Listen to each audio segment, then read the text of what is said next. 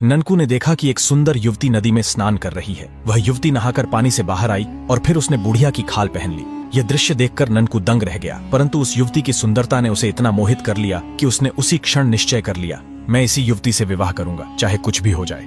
ननकू ने सुनैना की रोटियां उसके खेत में एक पेड़ के नीचे रख दी और चुपचाप अपने खेत लौट आया। शाम को जब वह घर पहुंचा तो तुरंत अपने माता पिता से बोला, मैं बुढ़िया से विवाह करना चाहता हूँ। यह सुनकर उसके माता पिता चकरा गए। वे सोचने लगे, ये कैसी बात कर रहा है, वह बुढ़िया तो उसकी माँ से भी अधिक आयु की है। उन्होंने ननकू को बहुत समझाने की कोशिश की, लेकिन ननकू मन ही मन सच्चाई जान चुका था। वह जानता था कि बुढ़िया की खाल के भीतर वही सुंदर युवती छिपी है। समस्या यह थी कि ननकू यह बात किसी से कह नहीं सकता था, क्योंकि कोई उस पर विश्वास नहीं करता। उल्टे लोग उसका मजाक ही उड़ाते, इसलिए उसने सच्चाई को अपने तक ही सीमित रखा। जब माता पिता उसे समझा कर थक गए तो अंततः उन्होंने बुढ़िया के साथ विवाह करने की अनुमति दे दी और इस तरह बुढ़िया के रूप में रहने वाली सुनैना से ननकू ने विवाह कर लिया। लेकिन सुनैना को भीतर से भय सताता रहा। उसे डर था कि कहीं किसी दिन लंगड़ा भूत फिर से न आ जाए। इसी कारण उसने बुढ़िया की खाल कभी नहीं उतारी। गांव वालों ने जब देखा कि ननकू ने अपनी माँ से भी बड़ी उम्र की बुढ़िया से विवाह कर लिया है तो उन्होंने सोचना शुरू किया कि यह बुढ़िया कोई डायन है जिसने ननकू को अपने वश में कर लिया है। धीरे धीरे यह अफवाह पूरे गाँव में फैल गई। ननकू चिंतित हो उठा, अगर गाँव वालों ने मेरी पत्नी को सचमुच डायन समझकर मार डाला तो।